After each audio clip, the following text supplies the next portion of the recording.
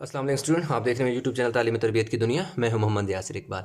Student, हमारे पास review exercise जो है वो 1 है। इसमें जो क्वेश्चन नंबर 1 है उसमें वो कह रहा है a man buys a dozen cameras for $1800 कि एक बंदा है जो एक दर्जन, मतलब 1 डजन का मतलब होता है 12 नंबर ऑफ कैमराज, जो कितने हैं 12 हैं, जो कितने में ख़रीदता है $1800 में। He sells them at a profit of $36 each. अब वो कह रहा है कि हर एक को वो क्या करता है $36 के प्रॉफिट पे सेल कर देता है। Express his profit as percentage of his selling price, कि जितनी उसने सेल की है उसकी जो का जो प्रॉफिट है वो हमने बताना है। ठीक है जी। तो और उस प्रॉफिट को किस शक्ल में बताना है? परसेंटेज की शक्ल में क्या करना है जी, बताना है। तो अभी देखिए हम क्वेश्चन को स्टार्ट करते हैं। हमने सिंपल क्या करना है जी, इसको इसमें हम ये करेंगे,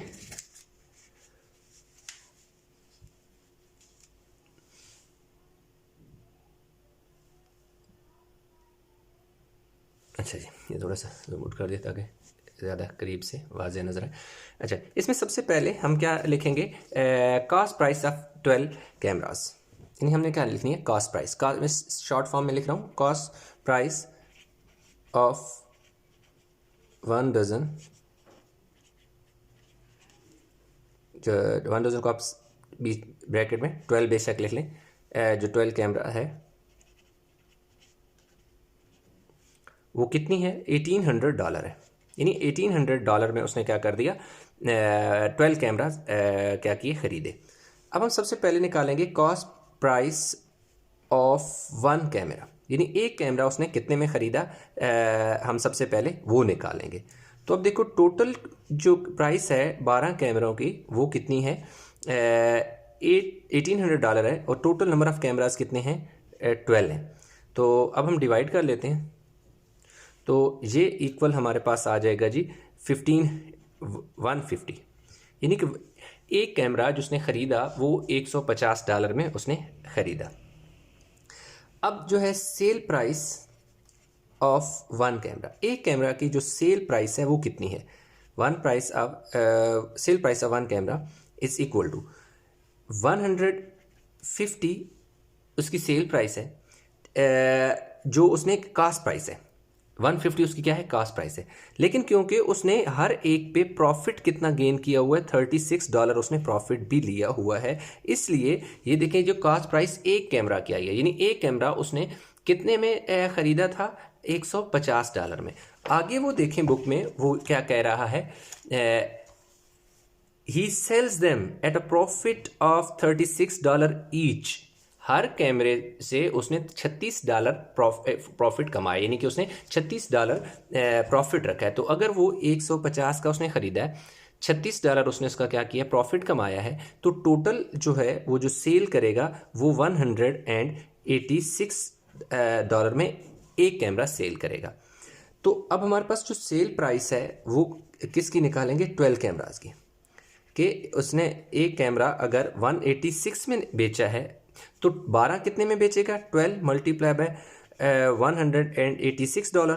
तो टोटल उसके पास 186 इंटू 12, ये टोटल हमारे पास आ जाएगा जी $2232 में उसने क्या कर दिया? 12 कैमरे, यानी सेल प्राइस ऑफ 12 कैमरा, या आप उससे लिख सकते हो डजन कैमरा, क्या कर दिया? उसने सेल कर दिए। ठीक है, उसने बेच दिए 12 कैमरे कितने में?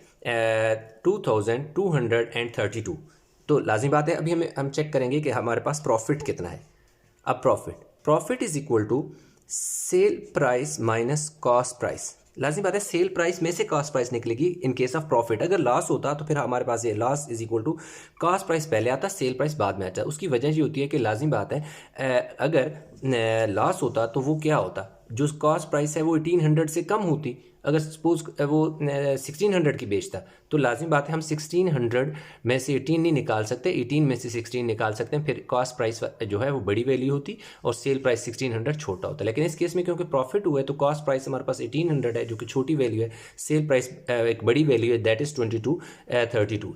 तो इसलिए अब हम इन्हें माइनस जब करेंगे, कितने हैं जी हमारे पास, सेल प्राइस 2232 माइनस 1800, तो ये बाय आप यूनिट का साइन डाल दें तो हमारे पास $432 जो है उसने क्या किया, प्रॉफिट। अब उसने हमसे ये नहीं पूछा कि टोटल प्रॉफिट कितना है, ये टोटल प्रॉफिट है, टोटल प्रॉफिट है, ठीक है जी। वो जो प्रॉफिट 36 है वो एक आर्टिकल का प्रॉफिट था, यानी एक कैमरे का प्रॉफिट था, ये पूरे दर्जन का प्रॉफिट है, यानी जो उसने 12 कैमरे सेल कर दिए वो उसने टोटल जो प्रॉफिट कमाया वो $432 हो गया, सही, ठीक है, टोटल।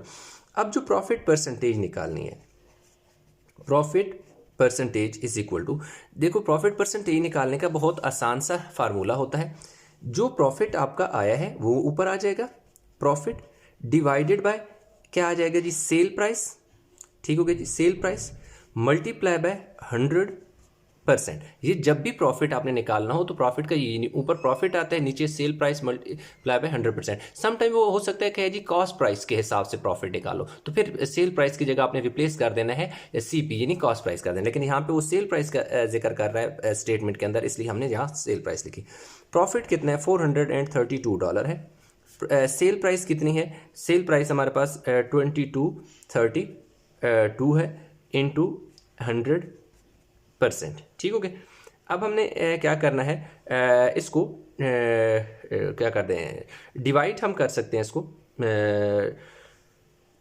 8 के टेबल से, 8 5 ज़र 40 एंड 8 4 ज़र 32। इसी तरह 8 का टेबल अगर इस पे लेके जाएं, 8 2 ज़र 16, 4 बचेंगे और कितना हो जाएगा यहाँ पर हमारे पास, 8 2 ज़र 16, पीछे 63 बच जाएगा, 8 7 ज़र 56 और 8 9 ज़र 72।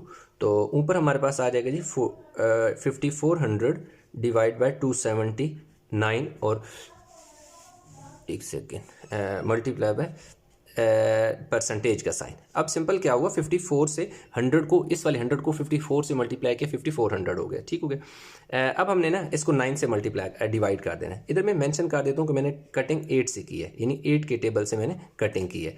अब मैं इधर ऊपर डिवाइड का साइन डाल के क्या लिख देता हूँ, 9, कि अब मैं इससे कटिंग जो कर रहा हूँ डिवाइड बाय 9 कर रहा हूँ। 8 9 6 ज़र 54 0 0, 9 3 ज़र 27 और 9 1 ज़र 9। अब हमारे पास और 7% का साइन। अब देखें हम इसे सिंपल क्या करते हैं, यहाँ पर डिवाइड करेंगे, 600 को डिवाइड करेंगे किससे, 31 से, तो 1 टाइम 31 आ जाएगा क्योंकि 2 टाइम 62 होता है। तो इधर से 5 बचे 10 9 29 और ऊपर से 0, तो इसको हमने 9 से मल्टीप्लाई किया, 9 1 ज़र 9 9 3 ज़र 27, यानी 9 को 31 से मल्टीप्लाई किया। तो पीछे हमारे पास देखो जी, इधर से कैरी लिया, 10 10 में से 9 के 1, इधर 8 8 में ये आ गया। तो इसका हमारे पास आंसर कितना आ जाएगा, 19, ये वाला नंबर लिखना है, फिर ये वाला 11 और ये लास्ट में डिवाइजर ये परसेंटेज। तो इतना यानी कि प्रॉफिट परसेंट आ गया है, ये प्रॉफिट परसेंट। तो यूँ हमारे पास इसका जो पूरा कंप्लीट क्वेश्चन है वो हो गया। इसको हल्का सा मैं करके ताकि ये यूँ हमारे पास आ गया। इसको बल्कि मैं थोड़ा सा इस तरह करके दूँ, बेशक बाद में स्क्रीनशॉट ले लीजिएगा ऐसे। ये देखें, एक कंप्लीट इसकी पिक्चर आप यहाँ पे आप ले सकते हैं ताकि बाद में आपको आसानी हो। तो यूँ हमारे पास इसका क्वेश्चन नंबर जो 1 है वो हो गया जी कंप्लीट। तो अब आई होप ये क्वेश्चन समझ आ गया होगा। अब इंशाल्लाह नेक्स्ट लेक्चर में दूसरा जो इसका क्वेश्चन है वो भी कर लेंगे।